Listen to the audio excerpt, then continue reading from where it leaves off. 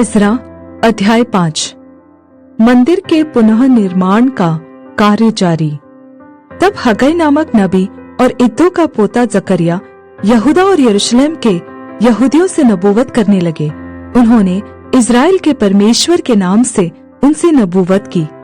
तब शालतिएल का पुत्र जरुब्बाबेल और योसादाक का पुत्र यीशु कमर बांधकर परमेश्वर के भवन को जो यरूशलेम में है बनाने लगे, और परमेश्वर के वे नबी उनका साथ देते रहे।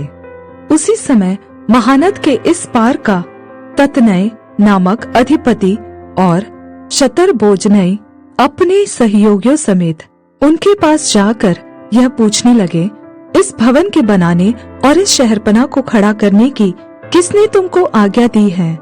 उन्होंने लोगों से यह भी कहा, इस भवन के बनाने वालों के क्या नाम है? परंतु यहूदियों के पुरनियों के परमेश्वर की दृष्टि उन पर रही, इसलिए जब तक इस बात की चर्चा दारा से न की गई और इसके विषय चिट्ठी के द्वारा उत्तर न मिला, तब तक उन्होंने इनको न रोका। जो चिट्ठी महानद के इस पार के अधिपति ततनै और शतरबोजनै और महानद के इस पार के उनके सहयोगियों फारसियों ने राजा दारा के पास भेजी, उसकी नकल यह है। उन्होंने उसको एक चिट्ठी लिखी जिसमें यह लिखा था, राजा दारा का कुशल क्षेम सब प्रकार से हो। राजा को विदित हो कि हम लोग यहूदा नामक प्रांत में महान परमेश्वर के भवन के पास गए थे।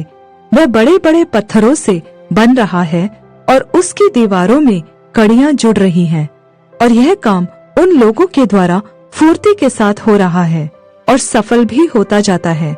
इसलिए हमने उन पुरनियों से यह पूछा, यह भवन बनवाने और यह शहरपनाह खड़ी करने की आज्ञा किसने तुम्हें दी? और हमने उनके नाम भी पूछे कि हम उनके मुख्य पुरुषों के नाम लिखकर तुझको जता सके।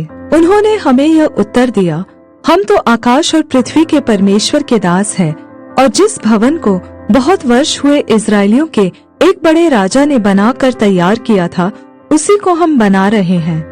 जब हमारे पुरखाओं ने स्वर्ग के परमेश्वर को रिस दिलाई थी, तब उसने उन्हें बाबेल के कसदी राजा नबूकदनेस्सर के हाथ में कर दिया था, और उसने इस भवन को नाश किया और लोगों को बंदी बनाकर बाबेल को ले गया। परंतु बाबेल के राजा कुस्रू के पहले वर्ष में उसी कुस्रू राजा ने परमेश्वर के इस भवन को बनाने की आज्ञा दी।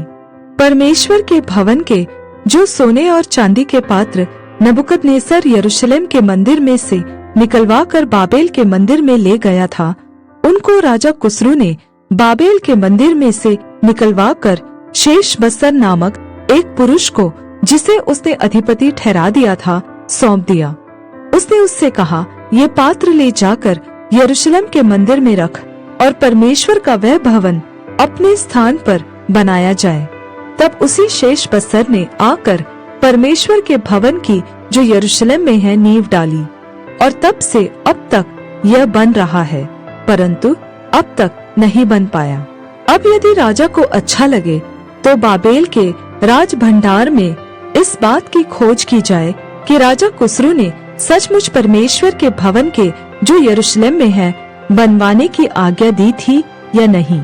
तब राजा इस विषय में अपनी इच्छा हमको बताए।